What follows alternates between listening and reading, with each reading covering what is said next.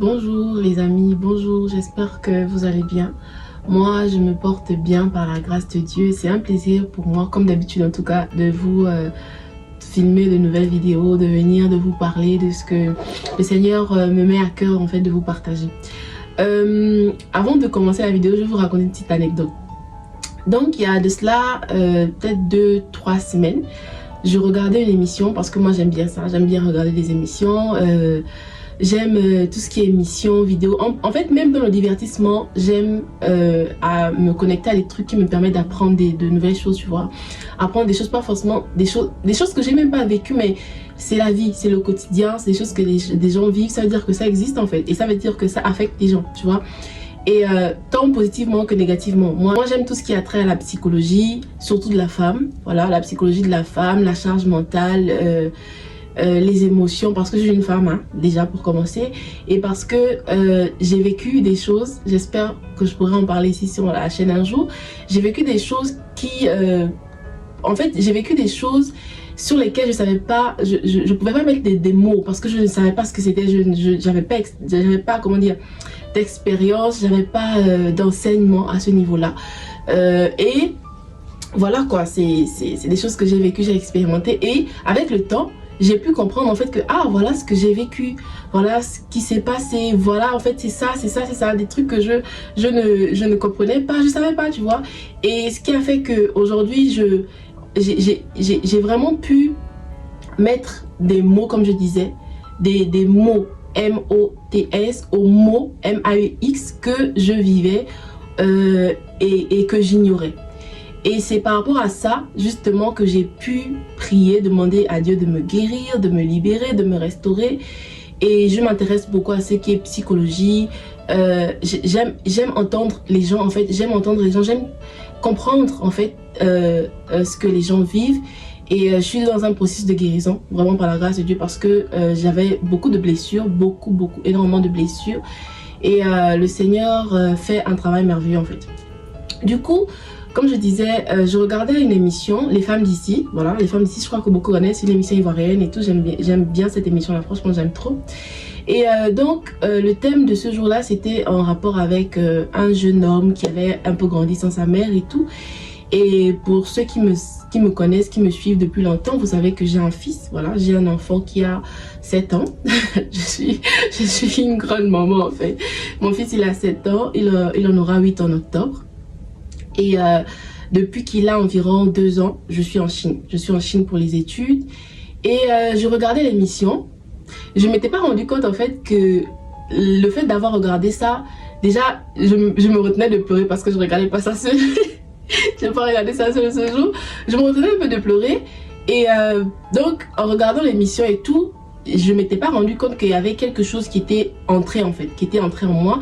C'est-à-dire que ça avait réveillé... comment dire, ce que je vis, ce que je traverse par rapport à mon histoire, tu vois, ça avait réveillé quelque chose. Et donc, je me sentais un peu triste. Honnêtement, je me sentais triste, mais je ne savais pas. C'est-à-dire que j'ai regardé l'émission, j'ai zappé, je suis passée à autre chose, j'ai regardé autre chose et tout, voilà, comme d'habitude, tu vois. Et à un moment donné, je me sens mal. Je me sens mal, mais je ne sais pas pourquoi je me sens mal. Je ne sais pas. Et donc, comme d'habitude, je vais marcher les après-midi, les soirs, je vais marcher et tout. Voilà, je peux marcher 1h, 1h30, ça me fait du bien, j'aime trop. Pour moi, la marche, et je vous encourage à le faire. Je vous encourage vivement à marcher. Ça me permet vraiment de me détendre. En fait, la marche, pour moi, c'est comme un moment... Je passe beaucoup de temps seule. J'allais dire un moment seul avec moi, mais je passe tout le temps seule, en fait. J'aime être seule. Ça me permet de me connecter à Dieu, de me connecter à moi, de rester lucide, en fait, par rapport à tout, tu vois. Et surtout par rapport à Dieu. Par rapport à ce que Dieu me dit, par rapport, en fait, à la sensibilité aux choses de Dieu. Et ce jour-là, je suis allée marcher comme d'habitude parce que j'aime ça. Je vais marcher, des fois je mets mon casque pour donner l'impression aux gens que je parle, genre au téléphone, alors que je parle seule, tu vois. Parce que moi, mes échanges, je parle, j'aime ça. Il faut que je parle, il faut que je dise les choses. Même quand je prie, je parle et tout. Et même quand je parle avec Dieu en route, lors des moments de méditation, d'échange, je parle, tu vois. Et donc je parlais. Ce jour-là, je suis allée marcher. Et j'ai dit, Saint-Esprit, ça va pas. Ça va pas, je sais pas ce qui se passe. Je ne sais pas, mais je sens que je me sens mal. Et quand je commence à parler comme ça, je pleure. Ouh là là, je commence à pleurer en route, hein. Je commence à pleurer, je me dis, mais non, il y a un problème. Il y a un problème en fait, c'est pas possible. Qu'est-ce qui me fait pleurer? Et là, je commence à parler en langue. Parce que des fois, tu sais pas ce qui se passe. Et en tout cas, c'est ça. Je commence à parler en langue, je demande Saint-Esprit, dis-moi, s'il te plaît, parle-moi. Je commence à parler en langue et tout, alors que je marchais. Et là, le Seigneur me rappelle que j'ai regardé quelque chose tout à l'heure, qui m'a rappelé ma réalité et qui m'a attristé. Mais c'est juste que la tristesse en question, le diable veut, l'augmenter. En fait, il veut l'utiliser pour me faire sombrer, tu vois. Il veut l'utiliser pour me faire sombrer parce que on est des êtres humains, tu vois. On est des êtres spirituels d'abord. On est esprit qui possède une âme et résidant dans un corps. C'est ça notre nature. On est des êtres spirituels d'abord. Mais on a une enveloppe corporelle. Et on ne peut pas ignorer ce que notre enveloppe corporelle nous fait savoir, nous montre ou ressent. Du coup, j'étais là et j'ai ressenti de la tristesse. Et c'est normal parce que c'est pas facile. Honnêtement, c'est pas facile. Faut pas que je pleure. C'est pas facile et tout. Et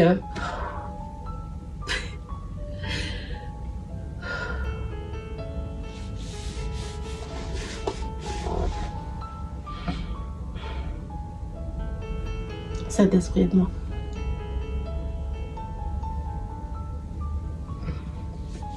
Voilà, je disais donc que c'est pas facile et tout, mais je me dis, c'est Dieu qui m'a envoyé là, tu vois, c'est Dieu qui a permis que je sois là et puis je peux pas faire autrement en fait, même si c'est dur, même si c'est compliqué, je peux pas faire autrement. Quand je lis la Bible, je vois que les apôtres et les disciples ont été persécutés parce qu'ils faisaient l'œuvre du Seigneur et Jésus a dit, il n'y a pas quelqu'un qui renonce à père, mère, enfant, mari pour le Seigneur et ne sera récompensé en fait. Du coup, c'est ce verse-là que je me rappelle, je me rappelle tout le temps. Parce que oui, faire l'œuvre du Seigneur, c'est pas juste... Il y a la partie qu'on voit, où tu vas par exemple prêcher sur les réseaux, tu vas prêcher dans les églises, mais il y a la partie qu'on ne voit pas qui est la préparation. Et c'est tout aussi important en fait, parce que si tu ne te prépares pas, tu ne pourras pas en fait... être cette personne-là que le Seigneur veut que tu sois, en vrai, tu vois, et dans la préparation, il y a le brisement, il y a parfois la solitude, il y a le désert, il y a trop de choses, tu vois, il y a trop de choses, et le Seigneur vraiment me rappelait ça, que ce que je te fais traverser aujourd'hui, c'est pour que tu me serves, parce qu'il faut que tu te détaches, il faut que tu réalises que c'est moi, en fait, la base, c'est moi ton créateur, c'est moi ta source, c'est moi, tu ne peux rien faire sans moi, tu vois, et même en disant ça, je ressens de la joie qui monte dans mon cœur. Tu ne peux rien faire sans moi, si tu es ce que tu es, c'est moi. Et en fait, ça a été difficile parce que j'ai grandi un peu avec j'ai grandi avec du rejet. J'ai grandi avec du rejet parce que les conditions dans lesquelles j'ai grandi sans mon père, j'ai grandi avec ma mère qui était très dure, très dure pour mon bien. Elle faisait vraiment tout pour mon bien. Peut-être qu'elle le faisait mal, mais elle a toujours tout fait pour mon bien. Et elle était très dure. Du coup, j'ai grandi avec le rejet. J'avais pas confiance en moi. Je suis l'aînée de mon père, je suis l'aînée de ma mère.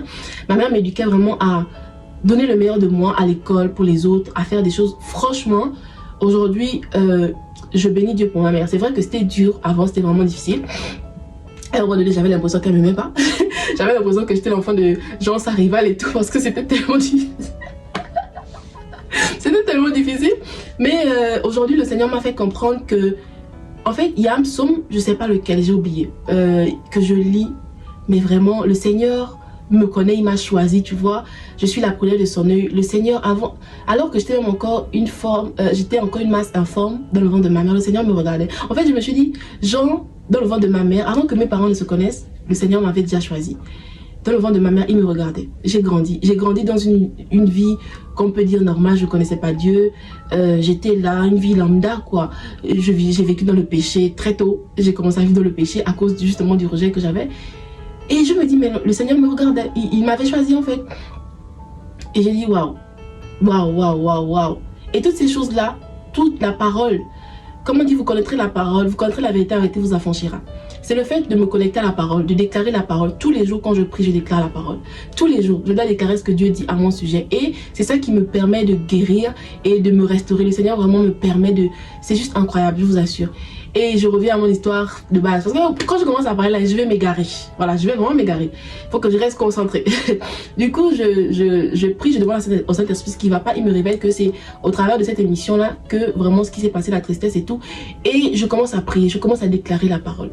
Et là, le Seigneur, déjà avant ça, j'ai voulu appeler quelqu'un très proche, en tout cas, de moi et de mon fils, pour lui raconter un peu ce que je ressentais. Mais je ne l'ai pas fait. parce que je connais son opinion par rapport à ça, toi, tu vois. Et son opinion, c'est, je peux dire légitime, hein, c'est sur base de ce qu'il voit, de ce qu'il voit, je peux dire, de ce qu'il pense. Et le Seigneur m'a dit, ne le fais pas, ne fais pas, ne fais pas. Prie, déclare la parole. J'ai commencé à déclarer. Oh oui, c'est l'Éternel de bâti, celui qui bâtit, bâtit en vain, psaume 127. Le Seigneur a des projets de paix et de bonheur pour moi. Je suis la prunelle de son œil. Il m'a choisi, il me regarde. De la même manière, il m'a choisi, de la même manière, il a choisi mon fils. Il savait tout ce que je devais vivre et il a permis, malgré ça, que je sois la mère de cet enfant-là. Et le Seigneur me connaît, il m'aime, il nous aime, il aime mon fils. C'est lui qui le garde, c'est lui qui veille, c'est lui qui... Le Saint-Esprit a commencé à me rappeler tous les versets que j'avais emmagasinés par rapport à ça et j'ai déclaré. Et je vous assure que quand j'ai déclaré, je me sentais bien. Je me sentais... la joie qui m'envoyait ces jours-là, c'était incroyable en fait. J'ai commencé à rigoler, à prier, j'ai dit, oh Satan, toi tu as voulu m'avoir en fait, mais tu es un menteur en fait, tu as voulu m'avoir. Tu as usé de subtilité, comme d'habitude, de ruse, mais tu as échoué en fait, tu as échoué. J'étais trop contente, j'ai commencé à déclarer la parole, j'ai déclaré, j'étais contente, j'étais contente. Et après ça, je suis rentrée, le Saint-Esprit pouvait m'enseigner en me disant, lorsqu'on vous demande de vous attacher à la parole de Dieu, c'est pas pour rien. La Bible dit que la foi vient de ce qu'on entend et ce qu'on entend vient de la parole de Dieu. La foi vient de ce qu'on entend. Ce qu'on entend vient de la parole de Dieu. Ça veut dire que la foi en question qu'on est censé avoir, c'est base de ce que Dieu dit. Tu vois, parce que Dieu dit, la Bible dit que Dieu veille sur sa parole pour l'accomplir et que la parole de Dieu c'est la vérité. Mais tu peux avoir une foi qui est basée sur ce que les gens te disent, sur ce qu'on t'a dit quand tu étais petit. C'est pour ça qu'on est une génération de personnes brisées, broke. Heureusement, le Seigneur m'a délivré et je crois qu'il t'a délivré aussi. La génération de personnes broke, brisées parce qu'ils ont grandi dans un environnement où on leur a pas dit certaines choses, où on leur a dit certaines choses, qui ont biaisé leur estime d'eux-mêmes, qui ont fait même qu'ils n'aient pas développé d'estime pour eux, la confiance en eux, l'amour et toutes ces choses-là. Ils n'ont pas développé ces choses-là parce qu'ils ont grandi dans un environnement où on leur a dit certaines choses et ce sont ces choses-là qu'ils ont prises comme étant la vérité. Du coup, le Seigneur pouvait me dire, il faut, quand on vous dit de vous attacher à la parole, c'est pour votre bien, c'est pour vous en fait, c'est déjà, vous devez savoir quelle est votre identité, tu vois, tu dois savoir quelle est ton identité en tant qu'enfant de Dieu, qui tu es, qui Dieu dit que tu es. Est-ce que tu acceptes que Dieu dit qui est la vérité ou tu acceptes la réalité? La réalité, c'est que peut-être tes parents ne t'ont pas désiré. Peut-être que tes parents ont eu envie de t'avorter. Peut-être que ta mère a eu envie de t'avorter. Elle a essayé de t'avorter, ça n'a pas passé, ça n'a pas marché. Peut-être que tes parents n'ont pas grandi avec toi. Peut-être que tu as grandi dans un environnement où on t'a rejeté, on t'a pas accepté. Mais la vérité, c'est que Dieu te connaît. Dieu t'a choisi. Dieu a permis que tu passes par là pour un but en fait, c'est ça la vérité. Et j'ai dit, oh merci Saint-Esprit.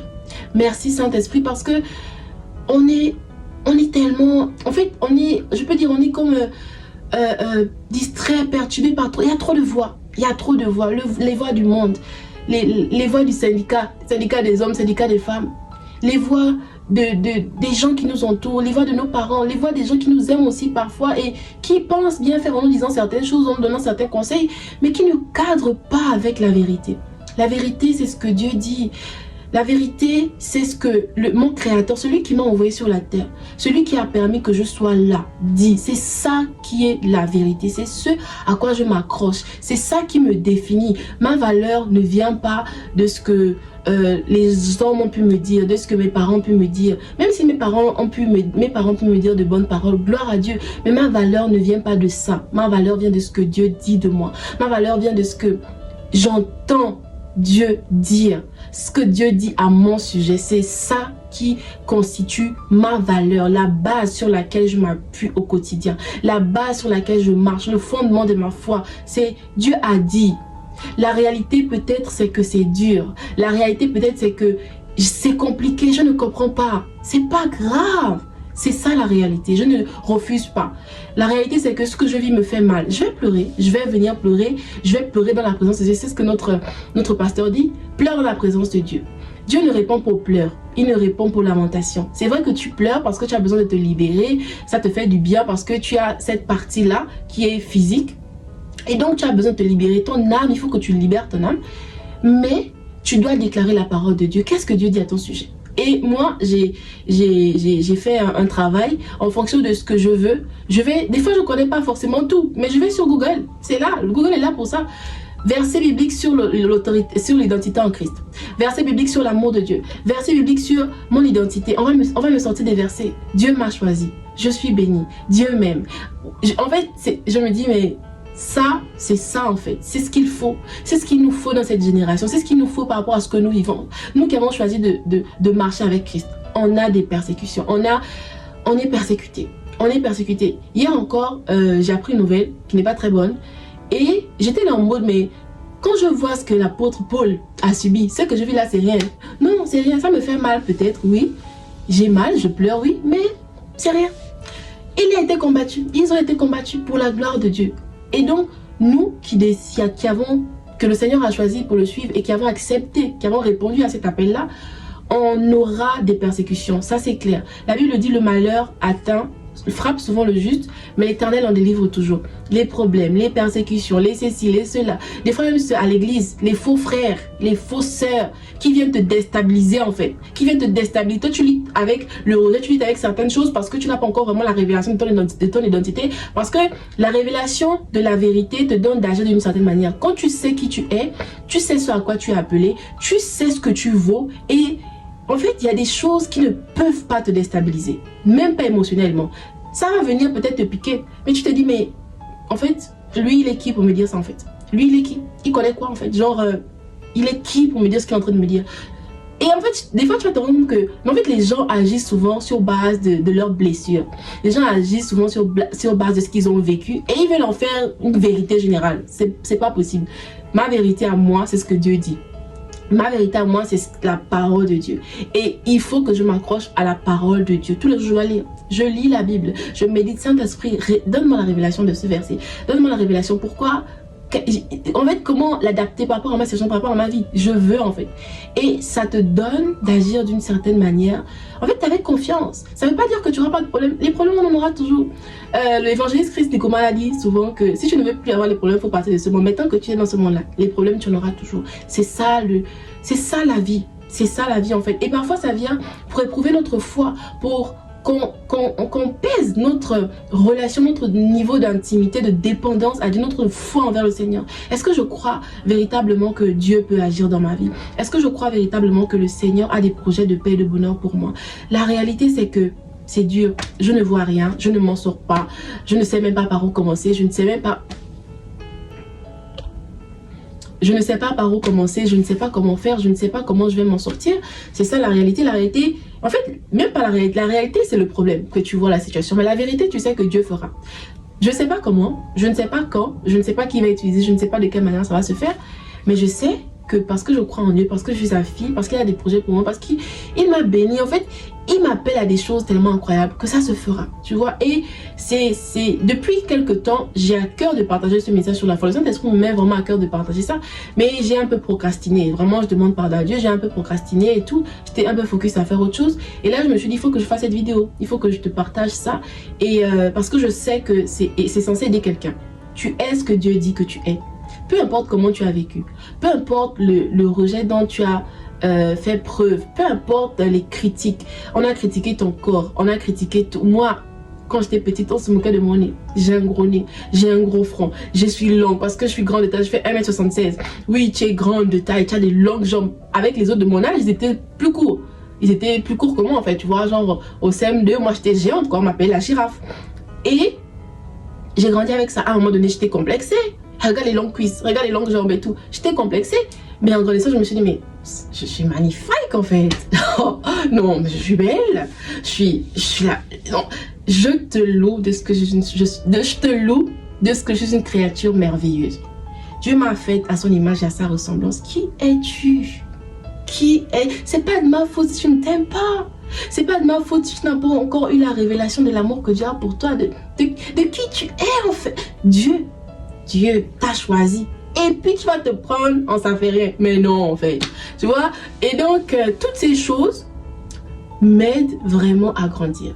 Accrochons dans la parole. Accrochons dans la parole. Les temps sont durs. Les temps sont vraiment difficiles. Les gens viendront pour essayer de te dire qui tu es. La famille va te dire, va essayer de te dire qui tu es, ce que tu dois faire. Les gens, souvent c'est pas mal intentionné, hein, vraiment pas du tout. Mais pour moi, si tu me dis quelque chose qui n'est pas fondé sur la vérité, je t'écoute pas. Peu importe qui tu es. Peu importe ce que tu représentes. Si c'est pas la vérité, mon frère, ma soeur, laisse-moi tranquille. Et je veux même pas écouter. Parce que des fois, tu as l'impression que tu as juste écouté, c'est rien. C'est une sémence. Tu te dis, bon, oh non, j'écoute juste, c'est rien et tout et tout. C'est pour ça qu'on dit qu'il faut pas écouter les chansons profanes en fait. Ce sont des sémences. Tu vas aller te connecter à quelque chose, tu es ce moment-là, ah non, elle veut juste me parler, elle veut... Qui? Pourquoi? Je ne suis pas dedans. Moi, je me préserve. Je préserve mes oreilles physiques, spirituelles, tout comme je préserve mes yeux physiques, spirituellement. Je préserve mes 5 sens spirituels, physiques. Je les préserve. Je ne veux pas écouter quelque chose. Tu as l'impression que c'est rien. Tu as écouté un truc, on t'a dit quelque chose, on t'a conseillé. Sur base de quoi? Je ne sais pas. En tout cas, pas la vérité. On t'a conseillé, tu t'es dit, bon, en tout cas, elle voulait juste me parler, elle voulait juste me dire, moi je m'en vais, ok, tu ne pries même pas pour détruire ça. Tu ne pries pas. Tu laisses ça comme ça, d'accord? 2 jours, 2 semaines, 2 mois plus tard, tu fais un songe, tu fais un rêve bizarre.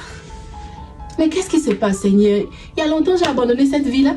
Pourquoi je rêve de conneries comme ça? Pourquoi je rêve de ça? Ça sort d'où?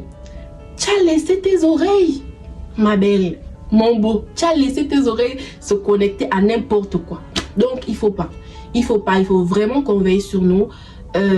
La foi vient de ce qu'on entend. Ça veut dire que tu peux avoir une foi basée sur la peur, basée sur le doute, basée sur la crainte, basée sur, je sais pas, parce que on t'a dit des choses que tu as acceptées, que tu as laissé entrer en toi et ça crée quelque chose. Donc, voilà, c'est le message que j'avais à vous partager. Je suis très contente parce que le Saint-Esprit, il avait vraiment envie que je partage ce message, quoi, tu vois. J'ai pas d'écrit, j'ai pas de texte, j'ai rien. Mais j'ai dit, Seigneur, je vais avec ce que tu m'as donné, simplement. Donc, voilà ce que je voulais vous dire. Accrochons-nous, les gars, les go, accrochons-nous. Les temps sont mauvais, rachetons. Les jours sont mauvais, rachetons le temps. Passons du temps dans la parole. Passons du temps dans la parole. C'est ça la vérité. Passons du temps dans la parole. Et des fois, tu peux lire quelque chose, tu ne comprends pas. Tu dis, Saint-Esprit, je veux la révélation de ce verset-là. Je veux la révélation de mon identité. Je veux la révélation de ce que Dieu dit de moi. Ce que Christ a fait de moi lorsqu'il a donné sa vie. Lorsqu'il est ressuscité. Qu'est-ce que Christ a fait de moi? Quel est mon héritage en Christ? Tous les jours. Tu écoutes ça. Tu écoutes ça. Le pasteur Ghislain, des églises Impact Centre Chrétien RDC a sorti des livres comme ça, je sais pas où les avoir, mais moi c'est sur YouTube que j'ai écouté les audios. Il y a c'est 3 parties. Il y a une partie sur l'identité, il y a une partie sur l'héritage et une autre partie, je sais pas, en tout cas il y a 3 parties et c'est super intéressant. C'est à dire que c'est un audio où il y a des déclarations. Qui Dieu dit que tu es, tu déclares ça. En tout cas, allez chercher. Je sais pas si je vais retrouver, si je retrouve le lien d'un truc que je vais partager. Sinon, allez juste chercher. Le titre même, c'est quoi? Je sais pas. En vrai, Pasteur Ghislain, déclaration. Vous pouvez taper ça sur YouTube. Je crois que vous allez trouver, tu vois. Et tu écoutes ça, tu déclares. Tu écoutes, tu déclares. Tu écoutes, tu déclares. Ça va te, en fait, ça va fonder, ça va créer en toi quelque chose. Ça va créer en toi quelque chose. Et le Seigneur va te révéler. Encore une fois, tu peux lire un truc que tu ne comprends pas. Moi, ça m'est déjà arrivé de lire un truc. J'ai compris ça d'une manière. Et après, quand je me connecte à l'enseignement, je comprends. Je dis que, mais moi, j'ai lu quelle partie de la Bible? Est-ce que c'est la même histoire que je suis allée lire? Tu vois? Donc, c'est vraiment le Saint-Esprit qui nous révèle la vérité. C'est le Saint-Esprit qui rend témoignage à notre esprit que nous sommes enfants de Dieu et il nous convainc de péché, de justice et de jugement. Il nous convainc, il nous met à cœur la vérité. Tu sais que ça là, il y a des choses que Dieu te dit de faire, tu fais. Les gens te disent, tu fais quoi comme ça? Qu'est-ce que tu fais? Tu es sérieux de ce que tu fais? Tu dis oui parce que le Saint-Esprit m'a convaincu. Et quand tu ne fais pas ça, tu sens que tu n'as pas la paix, tu n'as pas la tranquillité. Le Seigneur m'a dit, je n'ai pas de compte à vous rendre. Le Seigneur m'a dit, si je me trompe, moi avec Dieu, c'est tout. Mais laissez-moi me tromper avec le Seigneur. Oui, laissez-moi me tromper en faisant quelque chose qui plaît à Dieu. Il n'y a pas de problème, tu vois. Donc, il faut écouter ce genre de choses. Il faut lire la Bible, déclarer, lire les psaumes qui déclarent. Lisons, déclarons. Une fois, j'avais écouté un serviteur qui disait, comment tu pries avec ta Bible fermée? Et c'était simple. Je prie la Bible fermée, le téléphone est là, je vais mettre mes commentaires, je prie. Comment tu pries la Bible fermée? Tu vas dire quoi à Dieu? Tu pries la Bible fermée. Ouvre ta Bible. Et comme ça, des fois, tu ouvres. Et ça, c'est des choses que j'ai expérimentées. Hein. Tu ouvres, le Saint-Esprit t'emmène, va dans le psaume tel. Tu dis que, ah, moi, je n'ai jamais lu le psaume, non, mais je ne sais pas. Comment c'est mon voix? Tu vas, tu lis. Et ça correspond à ce que tu as envie de dire qui est dans ton cœur. Tu dis que, mais oh, mais en fait, l'histoire là, c'est sérieux. Donc, je nous encourage franchement à être des hommes et des femmes qui s'attachent à la parole. Prions pour ça, demandons à Dieu de nous attacher à sa parole, de nous attacher à lui et à tout ce qui nous rapproche davantage de lui. En tout cas, j'ai beaucoup parlé. Merci d'avoir regardé la vidéo et à très prochainement.